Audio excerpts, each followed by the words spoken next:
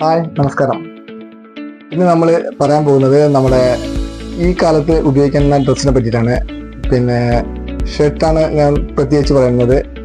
ഇപ്പോഴത്തെ കാലത്ത് കോട്ടൺ തുണികളാണ് ഏറ്റവും ശരീരത്തിന് അനുയോജ്യമായ തുണികൾ.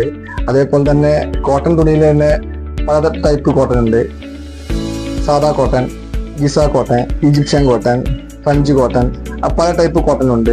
അതിൽ സാധാ കോട്ടൺ ആണെങ്കിൽ കുറച്ച് കട്ടി കൂടുതലായിരിക്കും. കട്ടി കൂടിയിട്ടുണ്ടെങ്കിൽ നമ്മുടെ ശരീരത്തിനോട് കുഴപ്പമില്ലാത്തൊരവസ്ഥ ഉണ്ടാവുകയുള്ളൂ.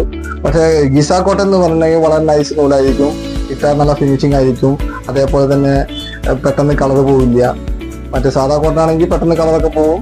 അതേപോലെ ഗിസ കോട്ടൺ കുറച്ചും കൂടി ഇരുന്ന് നിൽക്കും. ഈജിപ്ഷ്യൻ കോട്ടൺ എന്ന് പറഞ്ഞിട്ടുണ്ടെങ്കിൽ കുറച്ചും കൂടി റിച്ച് ലുക്കാണ്. അത് ഇട്ടാൽ തന്നെ നമ്മുടെ പേഴ്സണാലിറ്റി ഒക്കെ ഒന്നുകൂടി വർദ്ധിക്കും. ഇട്ടാൽ തന്നെ കോൺഫിഡൻസ് കൂടും. ഡ്രസ്സിങ്ങിലാണ് നമ്മളെ കോൺഫിഡൻസ് കംപ്ലീറ്റ് ഇരിക്കുന്നത്. അപ്പോൾ നമ്മൾ എപ്പോഴും ശ്രദ്ധിക്കണം, നല്ല കോട്ടൺ, നല്ല ബ്രാൻഡഡിന്റെ കോട്ടൺ ഇട്ട് ഉപയോഗിച്ചിട്ട് വേണം സ്റ്റിച്ച് ചെയ്യാൻ വേണ്ടിയിട്ട്.